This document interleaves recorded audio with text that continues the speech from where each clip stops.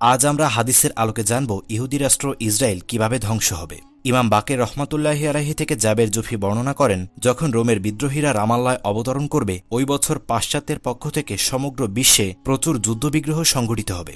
ইসরায়েলের পতন সম্পর্কে বর্তমান যুগের স্কলারগণ বলছেন, ইনশাল্লাহ ইসরায়েল আগামী শতাব্দীতে ধ্বংস হয়ে যাবে, এমনকি আগামী শতাব্দীর 1/4 মধ্যেই, অর্থাৎ প্রথম 25 বছরেই। তাকে প্রশ্ন করা হয়েছিল, কিভাবে আপনি এত নির্দিষ্ট করে বলছেন? তিনি উত্তর দিয়েছিলেন, আমি কোরআনকে বিশ্বাস করি। প্রতিটি জাতির জন্যই একটি নির্দিষ্ট সময় রয়েছে। প্রথম 40 বছর হল প্রতিষ্ঠার সময়, দ্বিতীয় 40 বছর হল নিরাপত্তা ও সুখ্যাতি অর্জনের সময়, এবং শেষ 40 বছর হল বিশৃঙ্খলা ও ধ্বংসের সময়।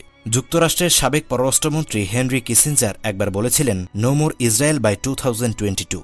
প্রশ্ন হল, সে এই কথা কিভাবে বলছে? উত্তর হচ্ছে, সেও কিন্তু খ্রিস্টান ধর্মের একজন অনুসারী। স্বাভাবিকভাবেই বলা যায়, তাদের ধর্মগ্রন্থেও এন্ড টাইম প্রপার্সি নিয়ে অনেক ভবিষ্যৎবাণী করা হয়েছে, তাই সে তার ধর্মের ভবিষ্যৎবাণীর আলোকেই হয়তো বলেছে। সিরিয়ার সাংবাদিক আল বুজায়রামি 2012 সালে ফিলিস্তিনের পিএটিভি চ্যানেলকে বলেছিলেন, আমি এখন এমন একটি বিষয় বলতে যাচ্ছি যা ইতিপূর্বে কেউ শোনেনি। আমেরিকার গোয়েন্দা সংস্থা সিআইএ টপ সিক্রেট নথি সাবেক আমেরিকান প্রেসিডেন্ট বিল ক্লিন্টনকে দিয়েছিল, যেটি কিছুটা এমন ছিল, আমি মনে করি না ইসরায়েল 2022 সালের পর অক্ষত থাকতে পারবে।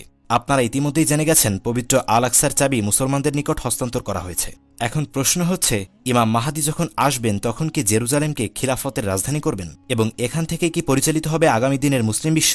জি হ্যাঁ। হযরত কাব রাদিয়াল্লাহু আনহু থেকে বর্ণিত যে, যখন তুমি বাইতুল মুকাদ্দাসে খলিফা মাহাদিকে দেখবে এবং তাকে ব্যতীত আরেকজনকে দেখবে দামেশকে, তখন মাহাদিকে ব্যতীত অন্য কাউকে অনুসরণ করিও না, কেননা সে হবে গাধার বংশধরের চেয়েও নিকৃষ্ট। হযরত আবদুল্লাহ ইবনে হাওয়ালাহ রাদিয়াল্লাহু আনহু থেকে বর্ণিত, রাসূলুল্লাহ সাল্লাল্লাহু আলাইহি ওয়াসাল্লাম বলেছেন, যদি তুমি তোমার জীবদ্দশায় দেখতে পাও খিলাফত বাইতুল মুকাদ্দাসে প্রতিষ্ঠিত হয়েছে, তখন ভূমিকম্প, ভূমিধস, বড় বড় দুর্যোগগুলো খুব নিকটবর্তী হবে, কিয়ামত খুব কাছে চলে আসবে।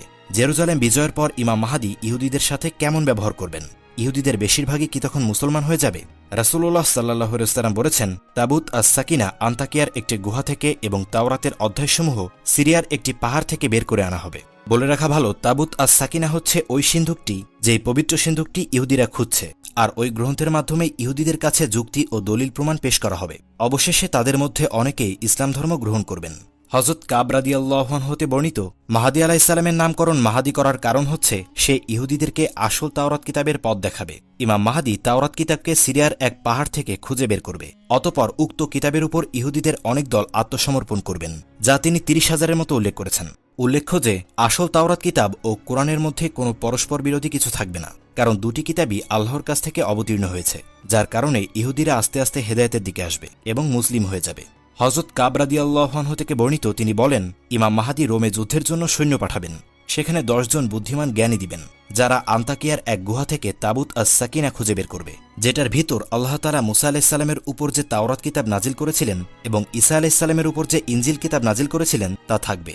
অতঃপর ইমাম মাহাদি তাওরাতওয়ালাদেরকে তাওরাত দ্বারা বিচার করবেন এবং ইনজিলওয়ালাদেরকে ইনজিল দিয়ে বিচার করবেন। রাসূলুল্লাহ সাল্লাল্লাহু আলাইহি ওয়াসাল্লাম বলেছেন, ইমাম মাহাদির মাধ্যমেই তাইবেরিয়ার হ্রদ থেকে এর উদ্ধার কাজ শুরু হবে। ওই সিন্দুকটি অর্থাৎ তাবুত আস-সাকিনা বাইতুল মুকাদ্দাসে আনা হবে এবং মাহাদির সামনে রাখা হবে। যখন ইহুদিরা তা দেখবে, তখন কতিপয় ব্যক্তি ব্যতীত সবাই ঈমান আনবে। আল্লাহ রাব্বুল আলামিন পবিত্র কোরআনে বলছেন, আল্লাহকে তুমি সে বিষয়ে মোটেই গাফেল মনে করো না। আল্লাহ তো তাদেরকে অবকাশ দিয়েছেন ওই দিন পর্যন্ত, যেদিন চোখ পলকহীন তাকিয়ে থাকবে, তারা মাথা তুলে দৌড়াতে থাকবে। অতএব আল্লাহর প্রতি ধারণা করো না যে তিনি রাসূলগণের সাথে কৃত ওয়াদা ভঙ্গ করবেন। নিশ্চয়ই আল্লাহ পরাক্রমশালী, প্রতিশোধ গ্রহণকারী। ইতিহাস সাক্ষী আছে, যুগে যুগে অসংখ্য অত্যাচারী পৃথিবীতে এসেছে এবং প্রত্যেকের শেষ পরিণাম খুব ভয়াবহ হয়েছে। কিয়ামতের আগ পর্যন্ত যত অত্যাচারী আসবে, তাদেরও শেষ পরিণাম খুব ভয়াবহ হবে। বর্তমানে মুসলমানদের সবচেয়ে বড় শত্রুদের মধ্যে ইহুদি সম্প্রদায়, বিশেষ করে ইসরায়েল হল অন্যতম, যারা নিরীহ ফিলিস্তিনের মানুষের উপর অমানবিক অত্যাচার চালিয়ে যাচ্ছে।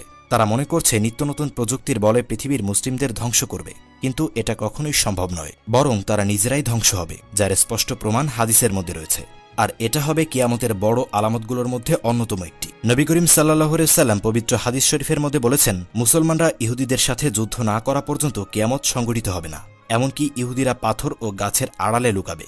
তখন পাথর ও গাছ বলবে, হে আল্লাহর বান্দা, এই যে আমার পেছনে এক ইহুদি লুকিয়ে আছে, তুমি এসে ওকে হত্যা করো। ইহুদিদের বিরুদ্ধে মহান আল্লাহ জড় পদার্থগুলোকে বাকশক্তি দান করবেন। ইমাম মাহাদি আগমনের পরেই ইহুদিদের বিপক্ষে মুসলমানদের বিজয় অভিযান শুরু হবে।